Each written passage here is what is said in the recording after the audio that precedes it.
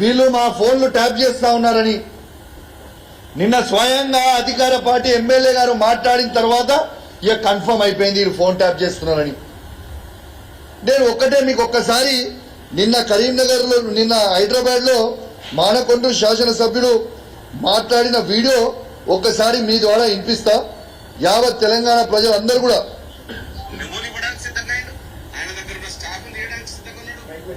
Conference కాల్లో మాట్లాడట్లేదు అంటే ఆయనకు మెమోలు ఇవ్వడానికి సిద్ధంగా అయ్యాడు. ఆయన దగ్గర ఉన్న స్టాఫ్ తీయడానికి సిద్ధంగా ఉన్నాడు. ఆయనతో కాన్ఫరెన్స్ కాల్లో మాట్లాడట్లేదు అంటే ఏమంటుండు క్లియర్ గా కాన్ఫరెన్స్ కాల్ అనేది ఇంటర్నల్ గా సిపి గారు సిఐకి పెడతలేనంటారు. ఈయనకి ఎట్లా తెలుసు అనేది నాకు కావాలి ఆన్సర్. ఎమ్మెల్యే గారికి మంత్రి గారికి ఎట్లా తెలుసు? సిపి గారు ఈయనకి సిఐకి కాన్ఫరెన్స్ పెడతలేరనే ముచ్చట ఎట్లా తెలుసు అనేది ఖచ్చితంగా యావత్ తెలంగాణ ప్రజలకి జవాబు చెప్పాల్సిన అవసరం ఉన్నది అని చెప్పి సందర్భంగా తెలియజేస్తా ఉన్నాను. ఇవాళ ఖచ్చితంగా చాలా బాధ అనిపిస్తా ఉంది. ఈ ప్రభుత్వము ప్రజల సమస్యలు గాలి కొద్దేసి రుణమాఫీ కాకుండా ప్రజలు అల్లాడుతూ ఉన్నారు.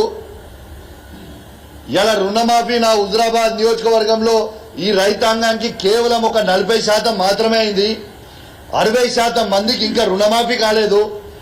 నేను వచ్చేటప్పుడు కేసీఆర్ గారు కట్టించిన రైతు వేదికలలో విపరీతమైన జనం ఉన్నారు. ఏందా మీరు ఇక్కడ ఇంతమంది ఉన్నారంటే, సార్ ఇంకా మాకు రుణమాఫీ కాలేదు, ఏమనంటే ముఖ్యమంత్రి గారు మేము మొత్తం చేసినామని చెప్తున్నారు అని చెప్తా ఉన్నారు. చాలా బాధ అనిపిస్తా ఉంది. వాస్తవంగా బ్యాంకర్స్ మీటింగ్ పెట్టినప్పుడు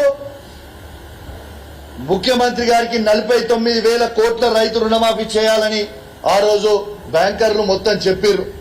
దాన్ని కటింగ్ చేసి 40,000 కోట్లని పార్లమెంట్ ఎలక్షన్లలో అసెంబ్లీ ఎలక్షన్లలో చెప్పిండ్రు.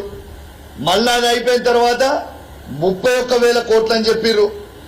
మళ్ళా బడ్జెట్ లో పెట్టింది 26,000 కోట్లు. మళ్ళా యాక్చువల్ రుణమాఫీ చేసింది 17,000 కోట్లు.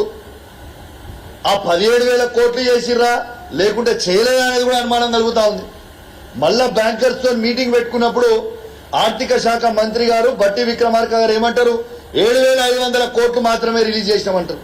అరే అసలు ప్రజలని ఎందుకు ఇట్లా అబద్ధాలు ఆడుతున్నారు? ఏం చేయాలనుకుంటుర్రు? రైతులకి రుణమాఫీ ఎందుకు చేస్తలేరు? మీ మాటనే కదా, మీరు చెప్పిందే కదా.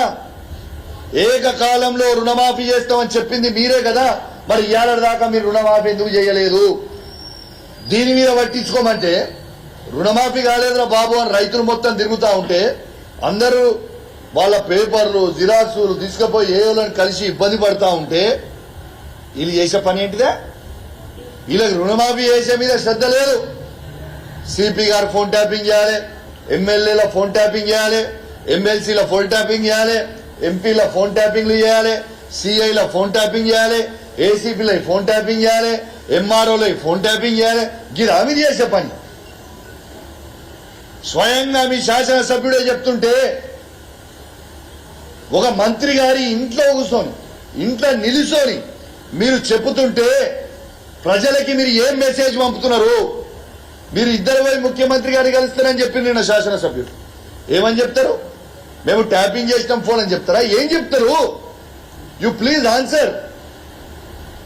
మళ్ళా స్వయంగా నిన్న ఎమ్మెల్యే గారు ఇంకోటి కూడా అన్నాడు. ఏమన్నారు?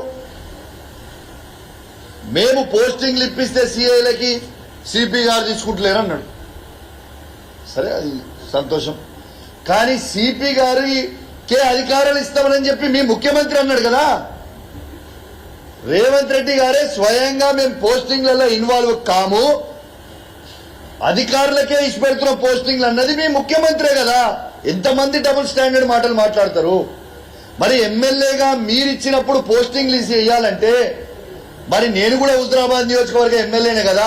మరి మేము లెటర్లు ఇస్తే మీరు ఎందుకు యాక్సెప్ట్ చేస్తలేరు? ఎందుకు పోస్టింగ్లు ఇస్తలేరు అని నేను అడుగుతున్నా. నువ్వు ఎమ్మెల్యేనే, నేను ఎమ్మెల్యేనే. అంటే నీకైతేనో వ్యభిచారం, మాకు చేస్తారో సంసారమా? ఇదేం ముచ్చటనే? ప్రతిదీ ఇదే విధంగా చేస్తా ఉన్నారు.